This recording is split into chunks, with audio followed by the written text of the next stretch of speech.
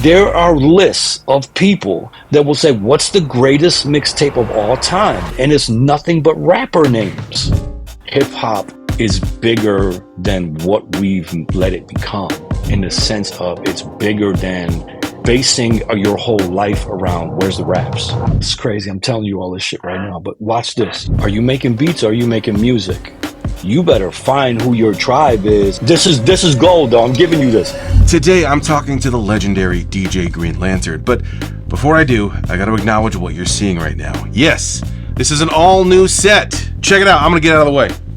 Woo! Come on, man! Get used to it. The brick is gone. This is here to stay. Let me know what you think in the comments. Now, we're in the middle of the 4-part limited series, Mixtape, where I dive into the history of cassettes, how they changed the world, not only musically, but affecting societies, technology, and they're surprisingly relevant today. A few days ago, the second episode dropped, which included a segment with DJ Green Lantern, a DJ and producer who made a name for himself with mixtapes throughout the 90s and 2000s. Today, I'm bringing you our full conversation. Green is a wealth of knowledge, stories, and wisdom. He's an incredibly musical DJ. I've gotten to work with him directly through the Nas shows. He's as humble and kind as he is a legendary producer and DJ. Let's get straight into it. Here's my full conversation with DJ Green Lantern. What's up? My name is DJ Green Lantern. I'm a DJ, producer. You might know me from the mixtapes, which is why I'm sitting here talking to my boy. And but I do a bunch of stuff. I do parties, play on the radios here and there, produce songs, hip hop. I'm a hip hop kid. I used to break dance. I do, do it all. You mentioned the mixtape thing, and I want to talk to you a lot about that. The term mixtape can be a little nebulous sometimes, and depending on who you talk to and what genre. How would you define what a mixtape is? Well, I'm going to acknowledge the fact that the definition has changed. Definitions sometimes change of out there of things. So let me take it back to the beginning. What I think of as a mixtape probably would have its form in what people will call a blend tape, or what people used to call a blend tape, right? So not to take away the early actual history of what would become mixtapes, which is live recordings of parties, right? That's the actual, it comes from, that's where it started, right? Somebody in a crowd with the microphone, then that turned into the guys who were DJing, recording themselves, but right past that was what you would call the blend tape, right? What I was introduced to as when I was sitting in a car, and it was like I was 17 years old, and my boy put a tape in, and it was 2 songs going together, and I was like, what the fuck is this? And he was like, it's a blend tape. That was the first. I never heard of mixtape. I heard blend tape before that. So just from my experience, right? So anyway, definition of a mixtape, because right now, to probably the masses, it's completely different than what I'm going to say. The masses are going to probably tell you that it is the form that it's in now for the world is probably different than what I'm going to tell you, right? So the form that it's in now in 2025 is just a practice album for a rapper. It's still going to be on the DSPs. It's still going to have all original music, and it's going to be all original songs, but they're going to call it a mixtape, right? Which is entirely different than what I'm going to tell you my definition is of mixtape. And there's a reason why I got to that point too, and we could talk about that. But my definition of a mixtape is a bunch of shit being mixed together. Simple definition. Because it's so many different ways you can go this way, that way. Or is it a blend tape? Or are you playing exclusives and just pressing pause? And that'd be a pause tape. And, there was just so many layers to it. But I exist, in this little space of here's a bunch of shit you could do on a a work, a tape, or whatever, right? Piece of medium. Yeah. I was like, how can we make this shit exciting? How can we mix up a bunch of shit together and make you sit there and blow your mind and hear all these different layers and stuff that's happening within it? And to me, I'm not saying that that's what somebody else has to be in order for that to be a mixtape. Because I came out at a time when it was a little past the blend era. We were into the exclusive era when I got onto the scene. I actually was incorporating blend creative techniques with the exclusives. I understood the marketplace. I understood what my friends were going to run. I was going to run to go hear the new Biggie song on whoever's tape that was just playing exclusives, right? And there was a stigma amongst DJs for those other DJs that were just playing exclusive. They were calling pause tapes, not me. I understood what was happening, right? They were feeding a need for the new Biggie song, right? We wanted to hear that shit. Okay, by the way. So, but it was fucking with our heads because we come from a place of, this is what we're going to do on our tape. I'm going to take this acapella and put it with this. And then here comes XYZ he's not doing none of that shit, right? But he got 4 new songs from your favorite rapper that you've never heard before. So guess who was winning? Yeah. So long-winded ass answer to say, me, I come from the creative space, but I also understand that there's room for other shit to exist in the mixtape space. Tell me how and when you got into mixtapes and making them yourself. 97, 98. I had been DJing, I had been producing, and I got the bug to want to make something. I wanted to have, like a calling card. I wanted to be able to give people something that was like, all right, let me give you an experience when you're driving around. This is not exactly what I'm going to do when you come to the club, because I understand what's happening in that space as well, right? But I'm going to give you something to listen to, right? Something that's like an experience. So that's just really, how I approached it. We talking 97, 98. Like I said, we're fully in the era of the exclusives, but we still had people that was putting work in on the creative blend side. You understand? But the exclusives had just taken over the public at that point, or starting to, to the point where it's like, that's what a mixtape was. And all the new young guys wanted to do what the exclusive guys were doing, because they were getting the money, the fame, this and that and the third. And it was like, okay, you blend guys are last year, right? So I'm like, okay, how do I make my thing important? Because we're running to the store to get this guy's new tape because the new Biggie song made his shit important. I don't have the new Biggie song. Okay? Yeah. So what do I do? Oh, well, shit. You better stand on your head on them joints. You better do something crazy. You better do something crazy. Right? So it made us, guys like me, dig in deeper and say, how can we, flip this shit a different way?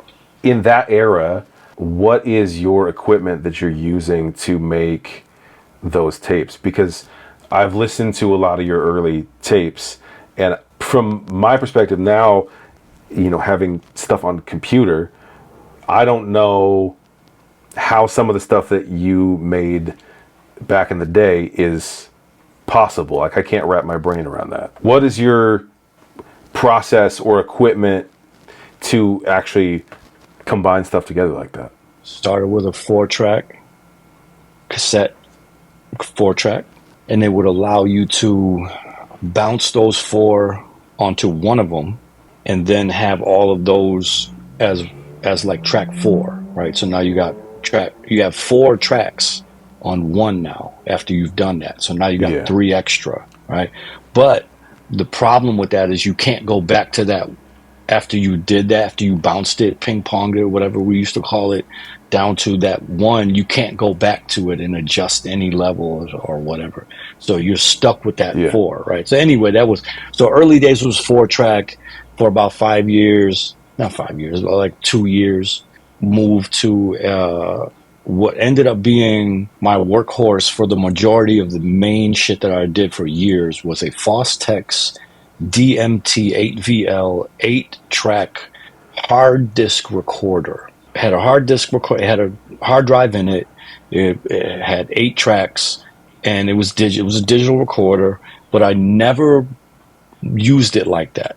I just used it as a regular like 4-track. I never figured out how to bounce stuff, move it around. I just had 8. That was enough for me, and I just used it as a regular thing. I was resisting going into the digital age, even at that point. And I used that thing well into the Pro Tools era, to the point where I got a crazy story about how I learned how to use Pro Tools finally in 2006 with an M-Box that was gifted to me. Like, yo, that's a whole damn podcast story right there, bro. But anyway, I went from that.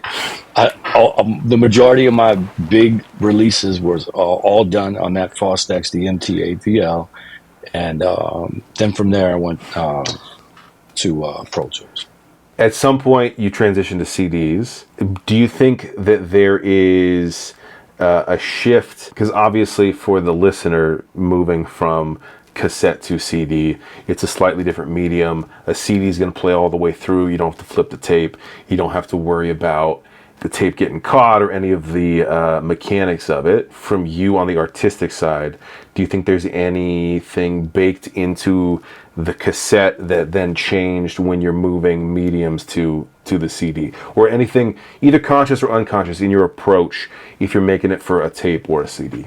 A little bit, because you had, when you were making a tape, you had, all right, I'm going to start the B-side with this, right? And it would be like almost like a slow start of that B-side, right? It might be a blend, right? If you was making exclusives, like if you look at the early Clue tapes, it'd be like it's the A-side got bangers, bangers, bangers, bangers. Go to the top of the B-side, got a Mary J. Blige blend starting that joint off, right? Now you're in the CD world. It's a different experience for the listener, right? It's just listening all the way through. So little things like that, right? Okay, CD is 80 minutes. This tape was 60 or 90 or 120, right? So now it's like, okay, it's affecting how much songs I get to play, right?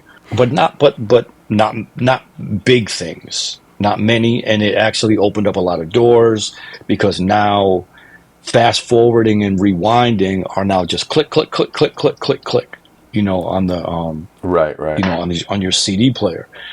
But it did offer problems in the beginning, because there would end up being technical glitches when you would take a mixtape. So in the early days, you would create the mixtape. It's all one track. When you want to go create those track IDs for when you made it into a CD, a lot of times what that was doing is it would, because the CD players were not used to having a complete, they're used to stopping and starting between each song, right? And you're trying to get it to just flow, but then have this track ID when the next song starts. And what that would do is it would put a gap in between each song, and it would F up the experience of this flow for the listener. And they're like, why is all this gaps? Like, you know what I'm saying? So it took a minute to get that situated, and that was years, actually, but it is what it is. You got to move with the times. I want to take a quick second and say thank you to the sponsor of today's video, Oslo. Billions of people around the world get terrible sleep all the time, but Oslo is determined to give you the best sleep of your life. I've been using their sleep buds, and they're incredible. Let me tell you about them. These are science-driven earbuds that are designed to comfortably block out any sleep-disrupting sounds and replace it with anything you'd like to stream. They don't stick out at all. Look how flat that is. So even on your side, they're super comfortable. You can stream anything you want to these, and you don't even have to pair your phone. Am I shouting? Feels like I'm a little bit shouty. All right, I'm gonna take this out for this story. So I was traveling last week, super long flight delays. I finally get to the hotel, and the room next to me, they're just opening and closing the door over and over. I'm trying to nap. I have no idea what they're doing over there, but I couldn't sleep. But I popped in my Oslo sleep buds. then it's just me and the babbling brook, man. It was fantastic. Thank you to Oslo for the sleep buds. Scan the QR code or click the link in the description to get $35 off Oslo sleep buds. Tell me about DatPiff. Did you have any did you have stuff on DatPiff? Do you have opinions about DatPiff? I just remember, well, shout to DatPiff, shout to Live Mixtapes, shout to those guys, because they were useful to this game in a certain space. But in the beginning, when they came out, they were rather vilified, I should say, within this, from the DJs and the people that work with them, because they were quote unquote streaming your shit for free. And we're DJs, we're selling our shit, right? And here's these guys who was like, y'all like the bootleggers. You giving our shit away for free on the internet, right? You're getting ads. You're living off the ads. You know what I'm saying? Because you got traffic coming, so you get to make money on the ads. But you're playing my shit for free, basically, and I'm trying to sell it. So I make a product and you're giving it away for free, of course, right? So in the beginning, it wasn't, oh yeah, we love the promo. No, we was kind of tight. Not me per se, because by the time they came, I was like really up, and that kind of didn't matter to me, you know. But I just would hear it. I would hear it, but shortly thereafter, they weren't the problem. Bootlegging was the problem. Why we really went under as a physical medium, because it happened at the same time. The bootlegging came in, where they were just like undercutting us crazy, as far as like our wholesale rate. We would sell to stores, right? We make these CDs for X amount of cents. We're bumping it up a little bit. Here we would end up going to stores. They're taking 100, 200. You know, the chain of that just collapsed when mid 2000s comes. Bootlegging just went stupid crazy, where it just destroyed the whole, like, the bottom line. And at the same time, here comes the internet guys. Hey, let's stream your shit for free. We're just like, yo, man, it's over. But what they ended up doing was, by DatPiff and Live Mixtapes getting big like that, it ended up taking us from a place of, okay, you guys are just gone, to at least we have promo now, right? So then you got a whole bunch of years where DatPiff is like is the one who has the platform now to put our to, you know what I'm saying? That's why I say big up to those guys, KP and Joey from Live Mixtapes, and big up to those guys, because they ended up being the damn life raft. You know what I'm saying? For us, after the whole actual market tanked, to at least say your name to the world and say, hey, look at these tapes hosted by this one. And they got our catalog up there from the street tapes. Because now, where are you going to get that? Big up to them, man. Definitely. Can you tell me, like, what happened after that, and where you sort of went after that? Because I know the stuff that you make now, you produce a lot of stuff, but like even your latest, I think it's your latest, the Jazz Dream, you would not call that a mixtape, would you? No. Would you say that you still make mixtapes now? No. Okay. Not on a so regular tell me basis. Okay. So okay. Tail end of you coming out of the mixtape world and how that all sort of lands. So to me, I look at things like, I do this, I do this, I do this, I do this, I do this, I do this, right? One of these things is, I make a mixtape. I made mixtapes, right? Along with songs and this sampler and this and this and this and this and this and this. So I just looked at it like, okay, this thing is shifting, right? The marketplace is making technology, bootlegging, a bunch of factors is driving this thing this way. Now the rappers have taken over, which gets us to the changing definition of mixtape, right? In come the rappers that started to use the mixtape as a vehicle for their promotion, using the DJ's store list as a distribution. That's how it started. That's why the rappers messed with DJs at all, is because they had a store list. If they were going to get my music and me in all of these stores as a rapper. That's what it was. You think they cared about DJs? Please. So these guys, it's like the blogs. They went from us to the blogs. The blogs is going to get me all over the world at the snap of a finger. Then they replaced the DJs for the rapper. That's what I'm saying, right? Yeah. So it just became, in that sense, you know, the word and the term kind of got hold around, basically, and it's still being hold at this particular moment, because they will literally look you in the face, a record executive in 2025, and say, hey, this is XYZ's new mixtape. And it's literally just an album. But they don't want to call it a real album because there's too much pressure that goes with that. They want to say, well, this is his mixtape, which is a practice album, which is what they're saying, is that if this thing don't go great, we're good. It was just a mixtape. That's where they've gotten, because that went from street album coming through us, and then it was like, you know what I'm saying, like the street album era, right? Street album was your practice album for your commercial release, to the point where now there is, like, before the artist era mixtapes and after the artist era, the artists own the word to the world. The artists own that world, or own the word mixtape. Because when you see lists, it's like, what's cool? What's the greatest mixtape? And it's just a bunch of rapper names. It's like, what? Right. Think about that. There are lists of people that will say, what's the greatest mixtape of all time? And it's nothing but rapper names. No DJ. At all. Now, call me bedwetter. I'm just telling you where it went. Right? So when you're asking me, what did I do? I saw all of this, and I said, look, I do way more than this to begin with. I'm just going to naturally turn my head and go, oh, that looks cool. Let me do this.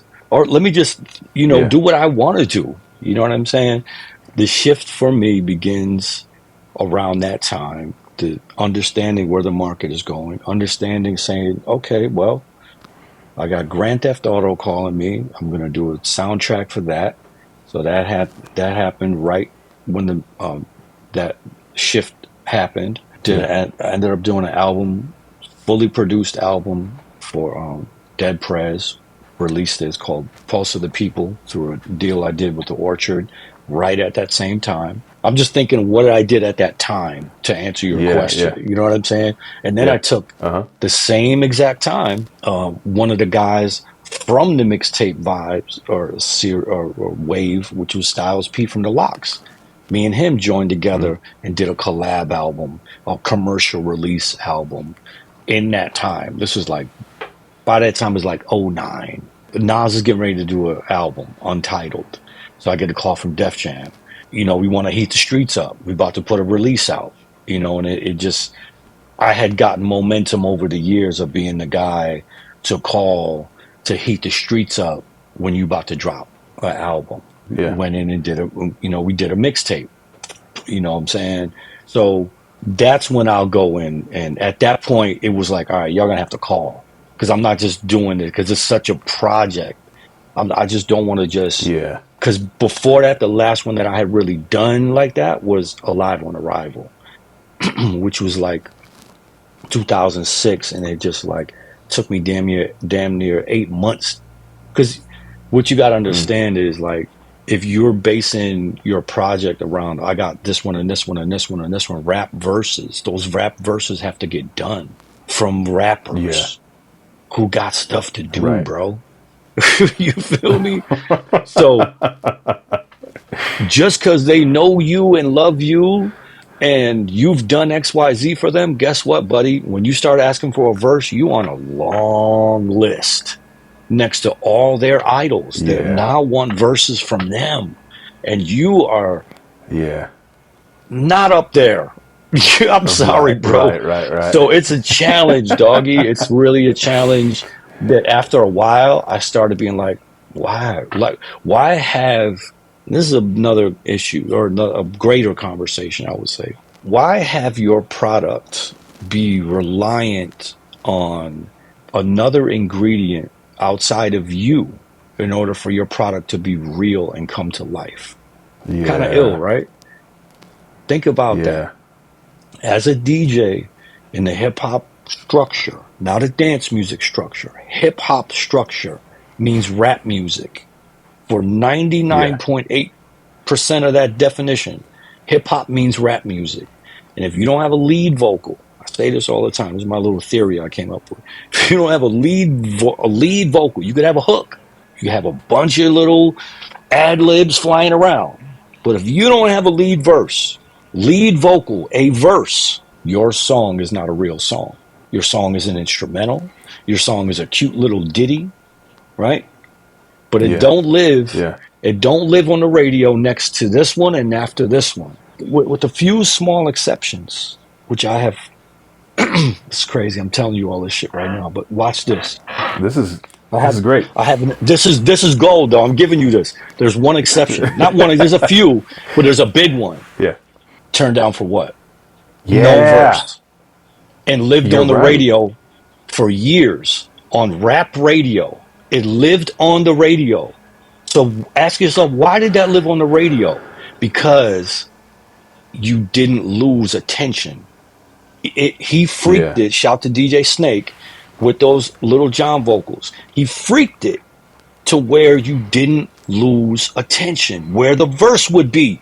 Think about this. Yeah. Okay, we digging into greats now. Okay. Yeah. It's the reason why you got me on here, bro. I'm going in now. That's I'd never realized that. You're right. That's nuts. And I learned this from I just came to this realization when I started touring with electronic musicians in about 2012. I got with this booking agency, shout to Lee Anderson, AM Only, and I ended up being on the road with a lot of EDM guys and a lot of EDM spaces, electronic dance music, and I really got to wondering, or like, how are I did this big tour with Zed's Dead. I don't know if you know who those guys are. Really big in the bass music scene, selling out arenas, bro, every night. And there's no rappers on stage. There's no rappers on stage, and it's blowing my mind, dog. Like, they're the stars. Making the music is enough. Making the music is enough. So it just really got me to thinking, oh, we are in a different structure over here, right? Yeah. The music itself over there is enough to keep your attention, right? And there's other factors. It's a performance environment. You know, I get it, right? But people are still listening to that on their off time, and they're not bored when they don't hear a full verse. Or, you know what I'm saying? They can hear a hook. There's a lot of singing, but it's not necessary. You feel me? So we live in a different structure in the hip-hop space. We live in a rap music-fueled space. So...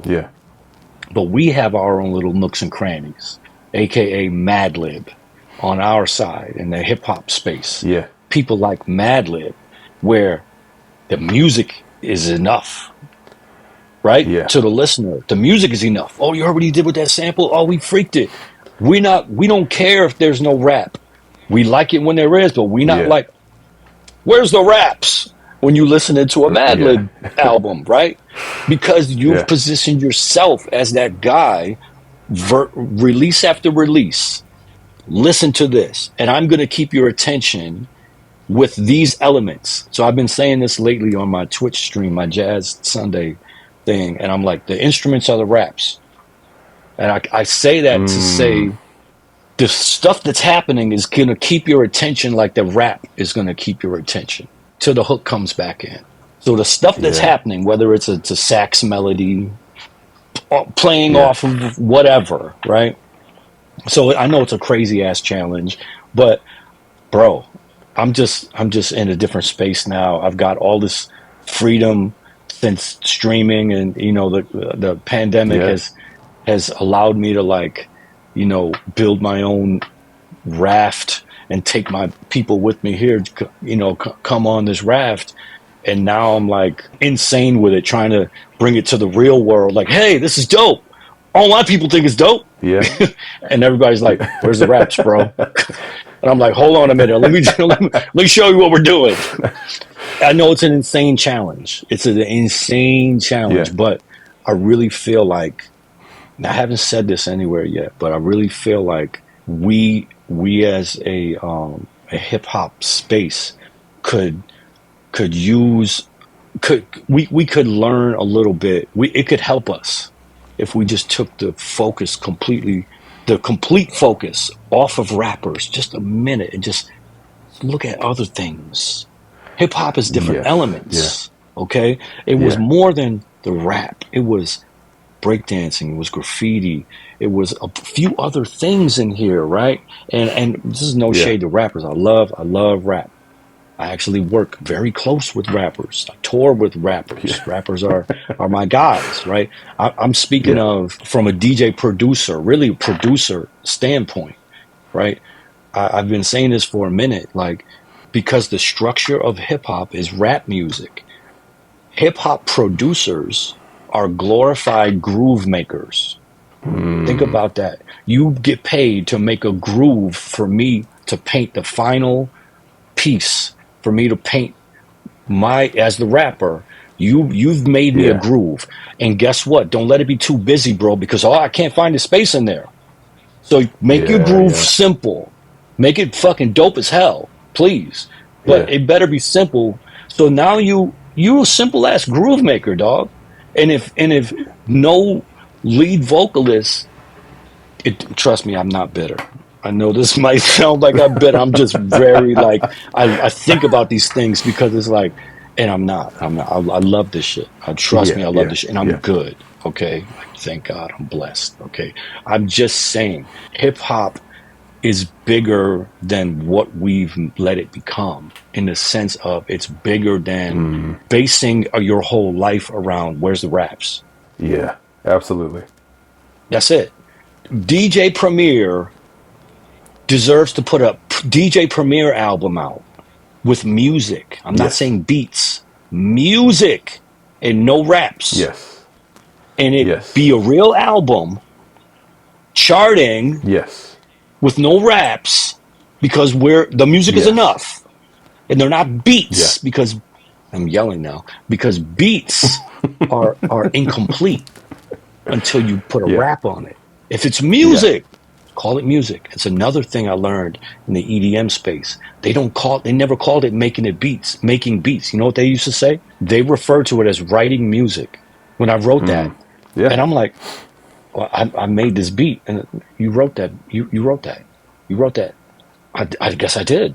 Yeah, I wrote. Yeah, and I'm like, Yeah. yo, the stock that you're putting in yourself, as opposed to, yo, I got Yeah. beats, bro. I got beats, bro. Let me email you a pack. Your shit is disposable, dog. And you are Yeah. now. I'll get beats from anybody. AI can make me these beats. You ain't saying that about Yeah. Madlib, dog, because he's positioned himself as a Yeah. motherfucking artist. Sorry, dog. I'm just saying, let's try to break the mold a little bit. It's Yeah. on us. The challenge is on us as the Yeah. creators. Make some shit, and I'm gonna let this go. I'm being super long winded because I had a little weed in me. No, this is great. It's on us as creators to, Yeah. without saying it, just do it, bro.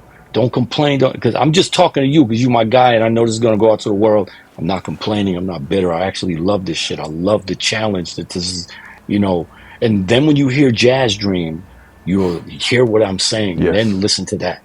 There's no verses on the entire thing. It's hooks all Yes. over it. It's little samples here and there. And I'm telling you, if you heard it, were you ever bored and wondering where the raps are coming in? I hope you wasn't. No, not at all.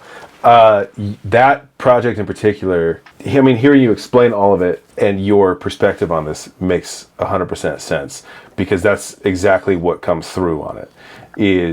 It is a piece of music, and it is some of the most musical stuff I've heard, but it's within a context of, like you're saying, like within a context of hip hop, but without rap. And I don't think it would be weird to try and shoehorn a verse on top of it, because it doesn't need it, because you're already taking the listener on a journey, not only like each song, but the album as a whole. And it's in a way that you, with your experience as a DJ and as someone who made mixtapes and won awards making mixtapes, like only you can provide that specific perspective to it. It's just something like new and fresh and feels alive because you're trying to, like you're saying, you're trying to make music, and your specific experience feeds into all of that, but you're not trying to make beats. You know what I mean? I said it. Yeah, oh, for sure. I said That's on Twitter like a couple weeks ago, I said, "Hey, are you making beats or are you making music? One requires yeah, a rapper to be a finished product and the other doesn't." And nobody hit me back. Nobody responded. No one understood what I was talking about. And that's fine, yeah, but I'm going to ask you that question just like that. If you're making beats yeah, or you're making music, if you're just making beats, bro, it's incomplete until somebody raps on it or somebody sings on it. yeah, If you're making music, right? As a hip hop producer, right? You made a hip hop ass beat. It's almost alien to people to think that it's done yeah, without a rapper on it. It's alien. And it's like, yeah, nah, bro, this might be enough, dog.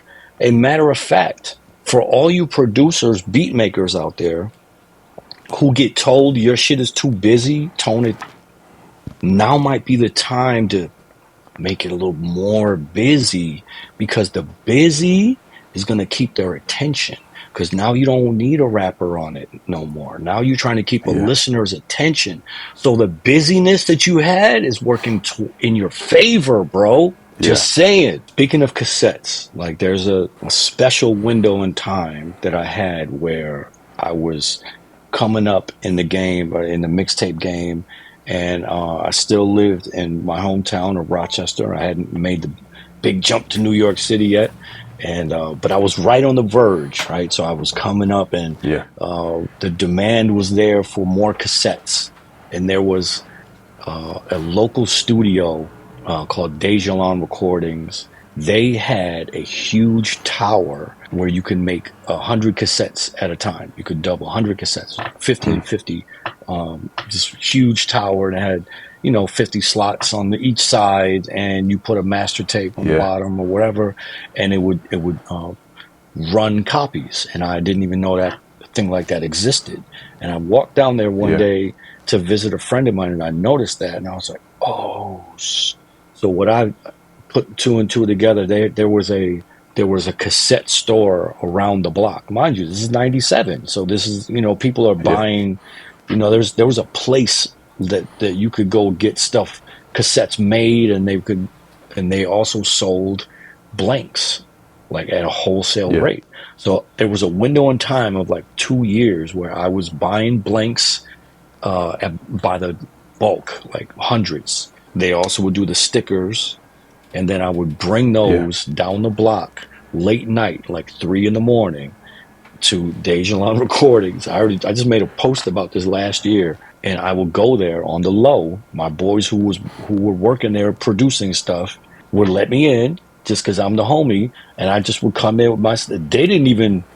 They kind of knew, but they just was like letting me live, yeah, just because I was just the homie, and I would be in that yeah, joint like till like the sun came up, and just trying to yeah, just, because I was just a young, I had no money, and I'm trying to say, okay, well, if I go down there, I could just spend all night and do that, and I could just offset that cost of having them do it. You know what I'm saying? Because that's gonna, yeah, eat into the wholesale rate that's already cheap. You know what I'm saying? So we're just trying to just make any sort of money. But when you talk about cassettes, it was like, yo, dog, you living and dying with that medium. You're like, it's melting. yeah, You're in the car. It's like, it's a gift and a curse. It's a gift and a curse that we're not yeah. in that era right now. Well, I love though that, like everything you just described, and then what you did post COVID with Twitch and building your own thing with live streams, and then now I know you're on Patreon as well. Like, you're using the internet in the same way as your own distribution thing, and going directly to the people who want you. It's just a different medium now. Yeah, and it's more challenging, but it's fun, Yeah. and it's if you embrace it as it's like, okay, I'm gonna do this. I'm gonna because now it's up to you to build a connection with to understand that we're in a micro niche space right now, and it's all about the people that rock with you personally, the Yeah. people that find what you do dope, and super serving those people and getting a real connection with them. And those are the people that's going to rock with you and quote unquote support you as Yeah. you put out things. So right now, like, I just did a party in Fort Lauderdale the other day. Two people came up to me. Yeah, I saw you on Twitch. I love what you do. Da, da, da. Instantly, I said, look, if you follow me on Instagram, please DM me your email, because Yeah. I want to get in touch with people that.